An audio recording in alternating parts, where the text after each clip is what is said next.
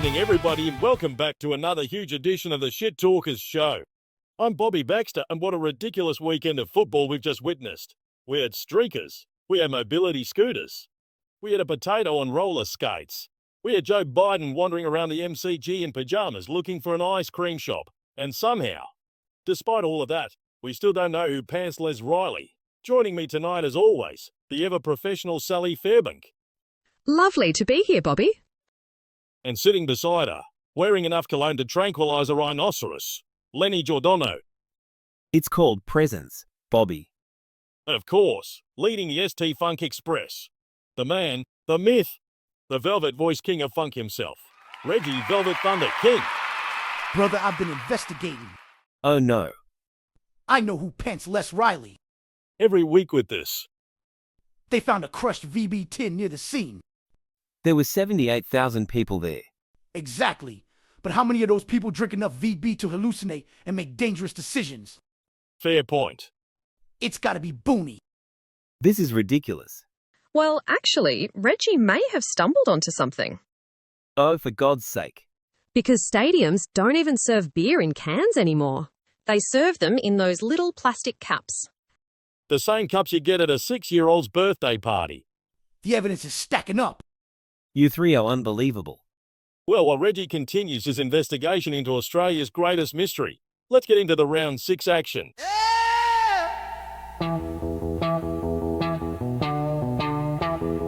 Coming into round 6, this looked like a complete mismatch on paper. Rellik sat undefeated on top of the ladder at 5 wins and 0 losses. They'd steamrolled every opponent put in front of them, and many around the league were already wondering whether they could go through the entire season unbeaten. Meanwhile, Houdini's rivals were sitting 19th with 5 straight losses and looked completely broken. But football can be a funny game. And sometimes, all it takes is one boundary line interview to change everything. Before the match, Abby Holmes was interviewing Miss Piggy and discussing the best female footballers in the league. Abby suggested that Crystal Jones may currently hold that mantle. The second those words left Abby's mouth, Miss Piggy absolutely snapped. You could actually see the rage building in her eyes. From the opening bounce, she hunted Crystal Jones like a woman possessed. She tackled her, dragged her down, crushed her in contests. By full-time, Miss Piggy had laid an unbelievable 27 tackles and held Crystal Jones to just 8 ineffective disposals. And while she was destroying Rellik physically, she was also tearing them apart offensively. 37 disposals. 5 goals. One of the greatest individual performances we've ever seen in STL history. At one stage, she even karate chopped poor Kermit the Frog so hard that witnesses claim he landed somewhere near the southern stand before she pinched the football and ran into an open goal while every nearby player refused to go near her out of fear. Rellik still fought hard. Tony Lockett kicked 5 goals. Gary Ablett Sr. kicked 4. Robert Harvey gathered 33 disposals. But Houdini's rivals simply wanted it more. When the siren sounded, Houdini's rivals had pulled off a stunning 72-point upset victory, 2,165 to 2093. Their first win of the season. And Rellik's undefeated dream season was officially over. Next up, Sacred Snapper demolished Lala of the Wild by 167 points in one of the strangest games of football ever played. Both clubs entered the match trying desperately to escape mediocrity. Last season, they finished 9th and 10th respectively, and once again they found themselves hovering around that dangerous middle section of the ladder. But unfortunately for Layla of the Wild, Ben Simmons once again became the centre of attention. His fear of kicking for goal has now become completely debilitating. Throughout the afternoon, Simmons and his direct opponent Gilligan produced one of the weirdest individual battles ever seen. Neither man wanted possession of the football. Whenever the ball rolled near them, they'd actually gesture for the other bloke to pick it up first. At times, they repeatedly handballed directly back to one another like two terrified men trying to get rid of a live grenade. Amazingly, both players finished with 40 handballs each. Now, Gilligan's fear came from a brutal training session earlier in the week where the skipper apparently threatened to throw him overboard during a fishing drill if he turned the ball over again. But the defining moment came late in the final quarter. Gilligan accidentally threw the football instead of handballing it, gifting Ben Simmons a free kick directly in front of goal from 20 metres out. Lowler could have taken the lead, but Simmons completely froze. Sweat poured down his face. He refused to kick the football. The umpire eventually called play on. Seconds later, Maui from Sacred Snapper absolutely flattened him in a bone-crunching tackle. The turnover went coast to coast, and Sacred Snapper slammed through a goal at the other end. That completely broke Lala's spirit. Wayne Tarr starred with 31 disposals, while Nicole Kidman, Elle Macpherson and Isla Fisher each kicked 4 goals. Sacred Snapper ran away with the game, and both sides now sit 3 wins and 3 losses, once again trapped in football purgatory. Now this was unbelievable. Munchers defeated absmagic by 24 points in one of the funniest finishes we've ever seen. Remember, before the season started, Munchers were paying 1,000 to 1 just to make finals. People thought they were cooked, too old, too slow, finished. After 2 straight wooden spoons, nobody wanted a bar of them. Meanwhile, absmagic came back into the league acting like returning kings after abandoning the STL last season to create their own competition, which completely collapsed. And heading into this game, absmagic were undefeated. But during the week, Abdul El Chin made a catastrophic error. He called a leadership meeting with Tony Soprano, Vito Corleone, Paulie Walnuts, and the rest of the crew to discuss bringing in what he called a new weapon.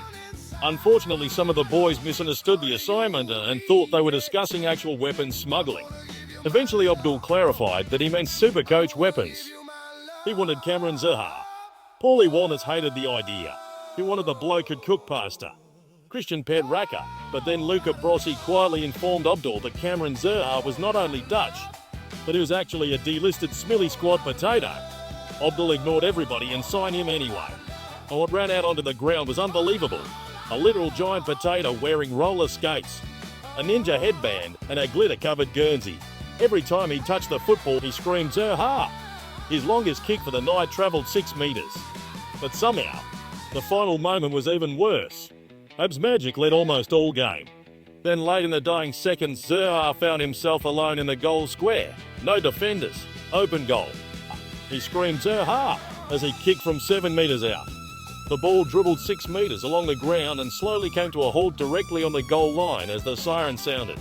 Munchers escaped with a stunning 2,251 to 2,227 victory. And days later, when reporters asked absmagic officials where Cameron Zaha had disappeared to, they responded with, "Cameron who?"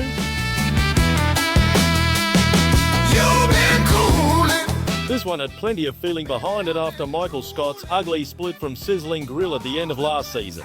Brendan Herron still blames Michael for their preliminary final loss, saying he completely took over the coach's box and turned the place into a circus. Then, Michael responded by joining cherry-picking in the off-season, renaming the club Dunder Mifflin and filling the side with his old office workmates. So Brendan came into this game absolutely fixated on Michael Scott. The problem was, while Brendan spent most of the night trying to shut down Michael Scott, arguably Dunder Mifflin's worst player, actual talented Dunder Mifflin players, such as Pam Beasley and Daryl Philbin, were carving Sizzling Grill up everywhere else. Pam finished with 38 disposals in a huge performance. The game stayed tight right until the end, and with the scores level late in the final term, Michael Scott marked the ball directly in front around 20 metres out. But in a moment that completely summed him up, Michael forgot which direction Dunder Mifflin were kicking and panicked, throwing a handball backwards over his own head. Somehow it worked. Dwight Schrute had been lurking behind the behind post all along, waiting for what he later called a surprise attack opportunity. He gathered the loose ball and snapped through the winning goal right on the siren. Dunder Mifflin got up by 21 points for their third straight win, while Sizzling Grill slumped to 1-5 and now sit 19th on the ladder. After 3 straight losses, the Dodgy Wogs were desperate for a response, so the club board held what they called an emergency strategy meeting down at Vanilla in Oakley. After smashing pastries and coffees for an hour, Jason Molly had decided the side needed a true blue Aussie hard man for the Anzac Day round, so in came Paul Hogan. Early on it looked like a disaster. Hogs could barely hit a target, and by three-quarter time he'd kicked 1 goal and 5 behinds while the game was still right in the balance. Then something changed. Hogs looked around and realised every single Dodgy Wogs player had facial hair except him. So he charged into the rooms, glued on a giant Leo wanker mustache, threw on an army outfit and stormed back onto the field doing commando rolls through flares smoke like he was invading a beach on Anzac Cove. Cam Ritter completely lost focus after that.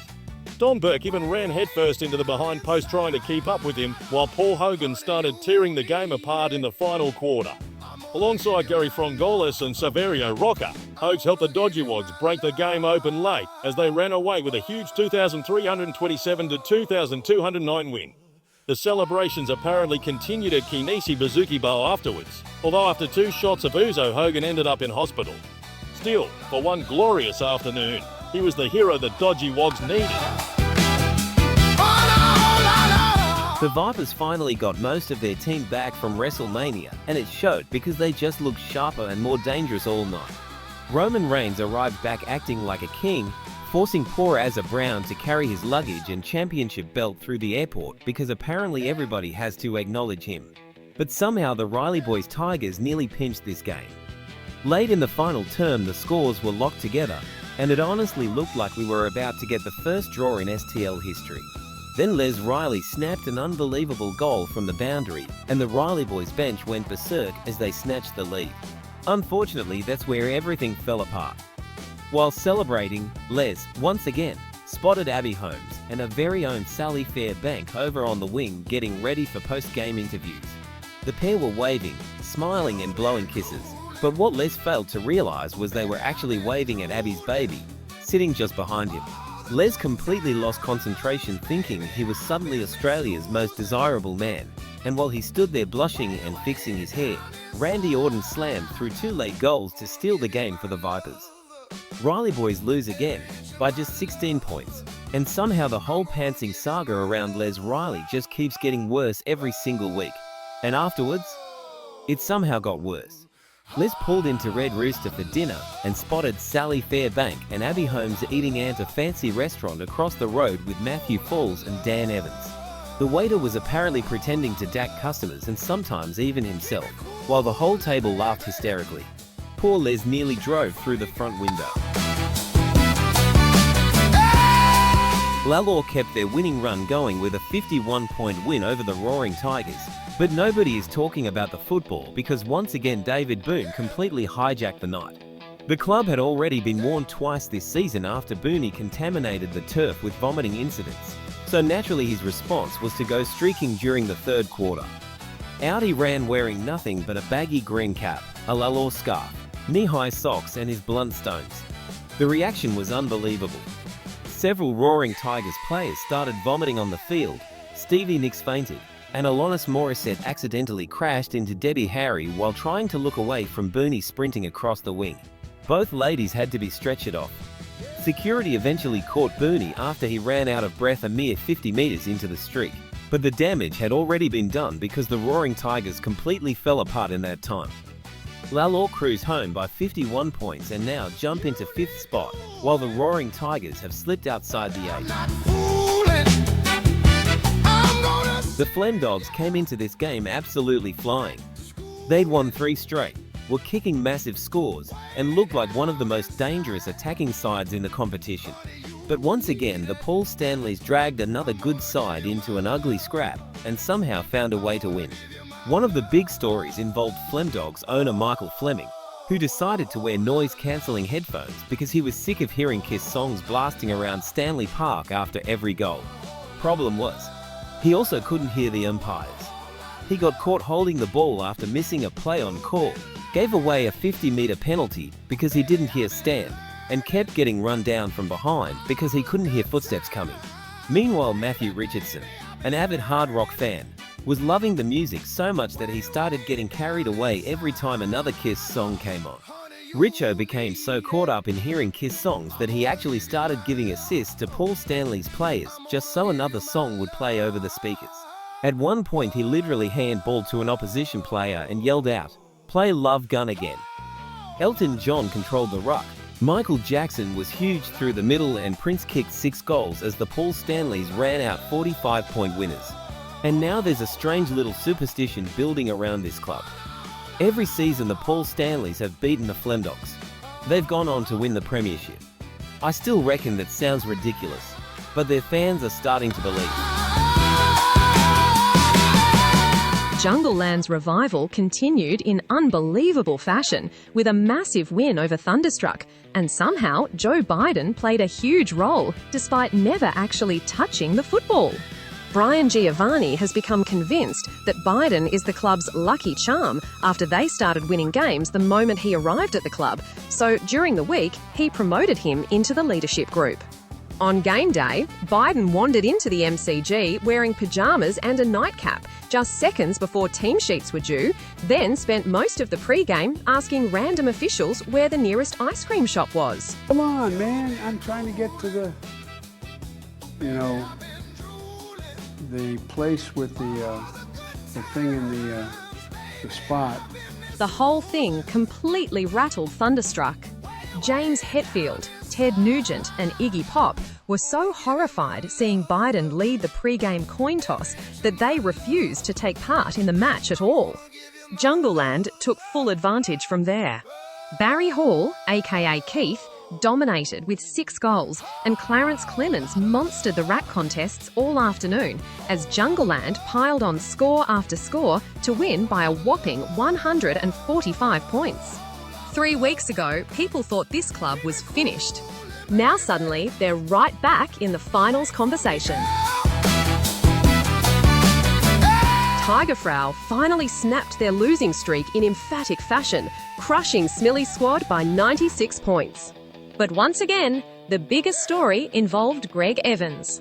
Now, after tearing both hamstrings and suffering concussion symptoms last week, most people assumed Greg would miss several matches.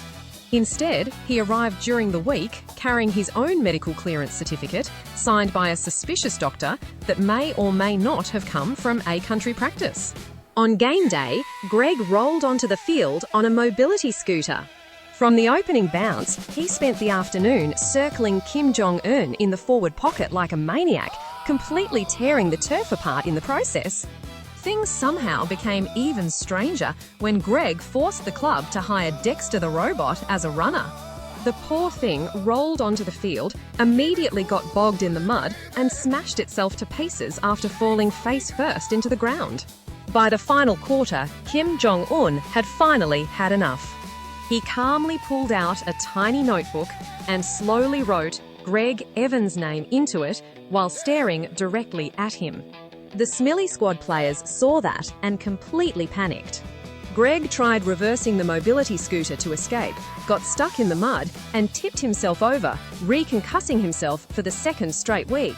Meanwhile, Matthew Falls returned to form brilliantly with 42 disposals, while Vladimir Putin controlled the midfield as Tigerfrau stormed away to win by 96 points and throw themselves right back into finals contention.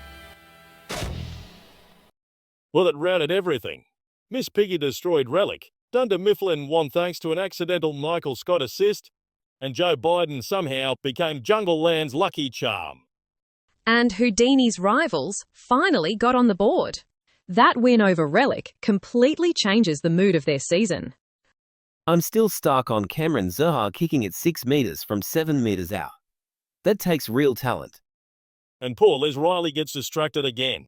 No pantsing this time, but metaphorically speaking, the Riley boys still got pants late. That top 8 race is wide open now. There are a lot of sides sitting around that 3-3 mark. Absolutely. Now let's turn the spotlight onto one of the most interesting clubs in the competition, Smillie squad. Sally's Spotlight. Our spotlight is on Smillie squad, or as most fans know them, Dano's Spuds. For years, they've been one of those sides that always competes hard, but can never quite break through for a premiership.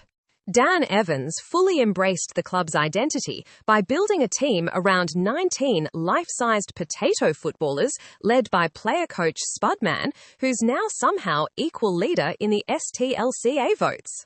They started the season 4-0 before dropping their last 2 games, and once again, they're hovering around that middle section of the ladder. The question is whether this season will finally be different, or whether the Spuds are destined to remain one of the league's great nearly stories. Time now for Lenny's Locker Room Lowdown. Lenny's Leaderboard Lowdown! After 6 rounds, the STL Coaches Association votes are starting to get very interesting. Leading the count on 17 votes are Forrest Gump from the Munchers, Tony Lockett from Rellik, Spudman from Smillie squad, and Matthew Falls after his huge return to form for Tiger Frel this week. Matthew Richardson sits alone on 15 votes despite Flem Dogs going down to the Paul Stanleys, while Abdul Yalchin and Shane Warne are tied on 14 votes. Then on 13 votes we've got Tony Soprano, Dwight Schrute and Daenerys, which is probably the strangest trio you'll ever see on a leaderboard. Now over in the Coleman Medal race, Matthew Richardson and Keith lead the competition with 28 goals each. Tony Lockett sits just behind them on 27, while Shane Warne and Sander Cleggan both have 24. Prince has quietly moved into the race with 23 goals, while Aussie Ostrich sits on 22 and Sir Duncan the Tall has 21. Then on 20 goals each you've got Saverio Rocker, Gonzo and the Joker all still within striking distance. Let's take a look at the ladder after round 6 because things are starting to tighten up across the competition. Despite their first loss of the season, Rellik remain on top of the ladder with a 5-1 record, sitting just ahead of absmagic and the Munchers, who continue to prove everybody wrong after being written off before the season even started. A little behind them on percentage, the Paul Stanley sit 4th and somehow just keep grinding out wins every single week despite not really blowing teams away. Lalo have climbed into 5th spot after their win over the Roaring Tigers, while Smillie's squad have slipped back to 6th after dropping 2 straight games. Dogs remain inside the top 8 despite their loss, while Sacred Snapper now hold on to 8th spot by percentage alone after their huge win over Lalore of the Wild.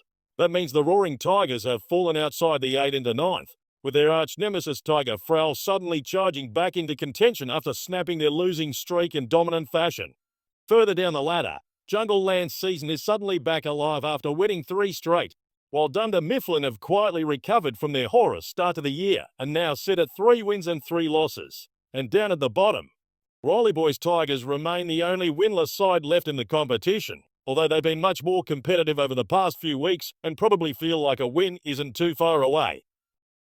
Well, that wraps up another huge week in the Shit Talkers League. We had undefeated streaks snapped, finals races shaken up, and somehow David Boon has once again become a public health concern. And with so many teams sitting around that 3-win mark now, the race for the top 8 is starting to get really interesting.